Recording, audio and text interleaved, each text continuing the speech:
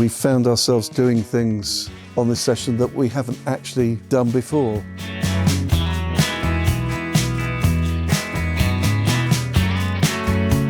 We're all still searching. I'm still searching for the best way to do it. You know, see if an accident will happen, I'll find something that I didn't know. I mean, that's happened on every session I've done, but on this one, for sure.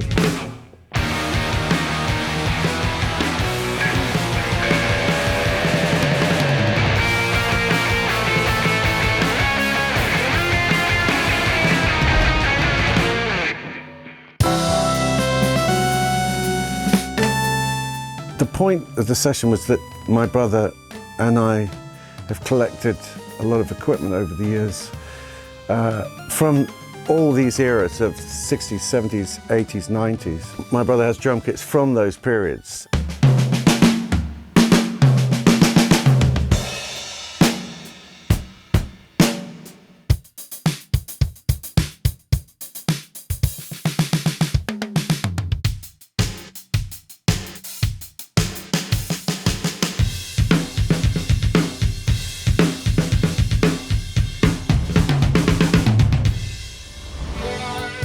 I had met with some guys from Toontrack, and they just started asking me about why I've got so many drums, and I said, well, I've been collecting drums again because of eras, and then I got to a point where I got so many kits, it's just laughable.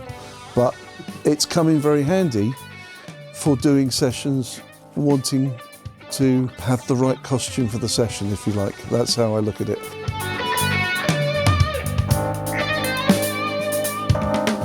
We've had a 60s kit, we've gone then to 60s mic preamps, you know, and then the same with the 90s. We've used a few things, we've stolen a few things from people, from friends, you know, to get those eras, you know, in a ballpark as best we can, based mainly on what Jeremy likes his drums to sound like from those eras.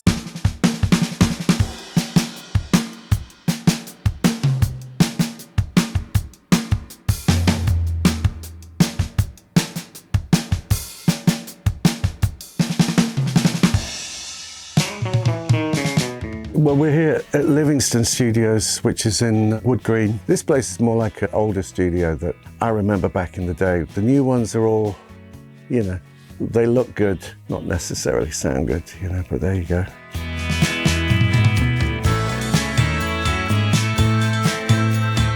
What I like about it, it's kind of got a 70s feel about it, like the way the walls are treated is the old-fashioned way.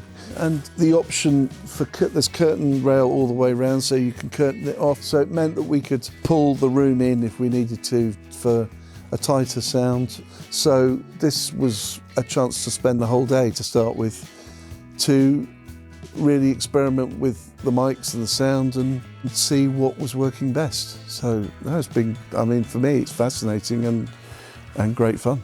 This has got tons of attack. I think that sounds pretty good.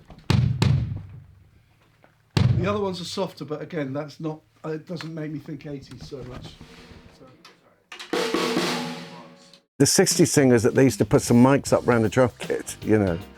The 70s, they had a dryer thing where they were trying to get separation between instruments, so everything got dried down into these boxes. By the time we get to the 80s, that had been sort of almost, there was two things going on. There's people were using drum machines or they were using drums.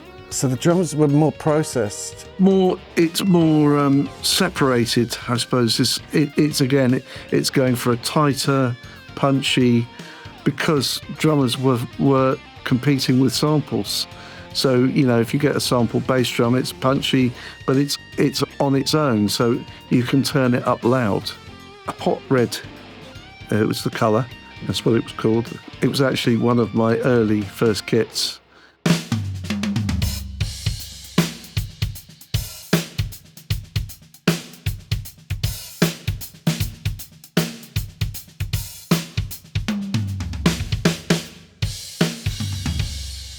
Yeah, the next kit we did was a 90s thing, and Jeremy put up bigger sizes. I was going for more of a grunge, you know, American grunge sort of sound. So I have a Babinga kit, and I have a 24 and a 26, and I wanted to use bigger drums. I used power toms as well, 12 and 13, and I use 16 and 18. So a bigger rock sound.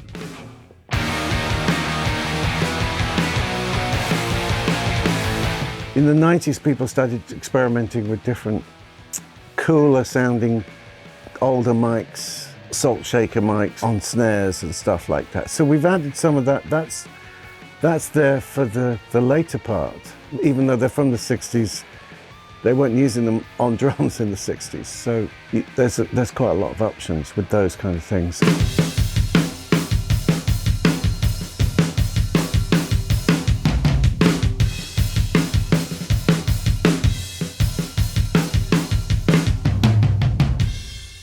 So next we're moving on to the 70s kit. I think the shells sound incredible, and they just got this fat, tubby, funky sort of sound. We changed mic pre's completely for that, pretty much. Everything that we'd used on the first two went away. Again, we tightened the room up with gobos, more drier, not totally dry.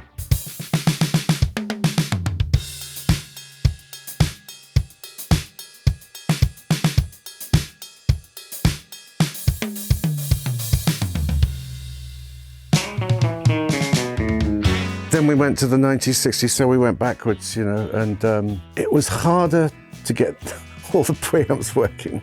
The kits were very much that period, so a lot more ringy, except the bass drum, which I didn't have the second head on. And again, we switched mics. I've got the D25, which is 60s, and I've got the D12. They've got this tubby sound tone, but they've also got real tone. They've still got a jazziness about them. I absolutely love them, and it's very comfortable kit to play, and it's great kit for dynamics. That's the other thing, is it makes you play more dynamically.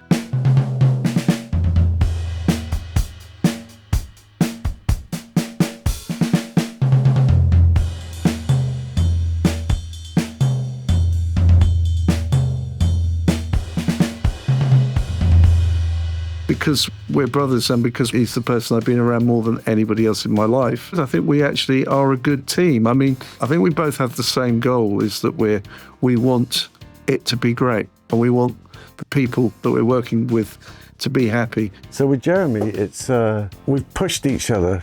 There's not many pats on the back, let's say, you know, but that's okay, because that's how it's always been. So neither of us are very good at giving up. I mean, if something's not working, or somebody's not happy with something, we'll keep going. We won't go, oh, well, you know, that's your lot, mate, sorry. There's not an awful lot of 26s you get as well. You don't hear them that often, do you? Mm-hmm. Usually because they're so hard. Yeah, they're hard, yeah. They're hard to play, they're hard to fit in the kit, they're hard to get a sound from. Apart from that, they're lovely. It's got to be 100%. It can't be 99 ever. I mean, there'll never be a that'll do. I mean, there's a point where you just have to stop, you know, because it will go on and on. But that will do is not what I don't think we do that.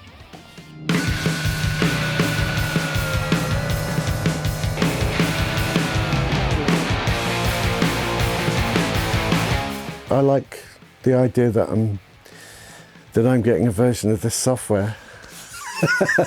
I think it's a great thing. It sounds like a real kit. It sounds like a drummer. I think this one's a little more natural sounding. So if you want to push it yourself, you can.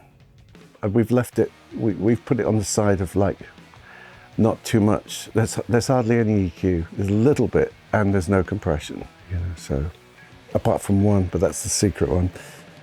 The reason I actually decided to do the drumming myself is that I do think the sound is the drums, is the microphones, is the mic preamps, is all those factors, but it is actually the person playing.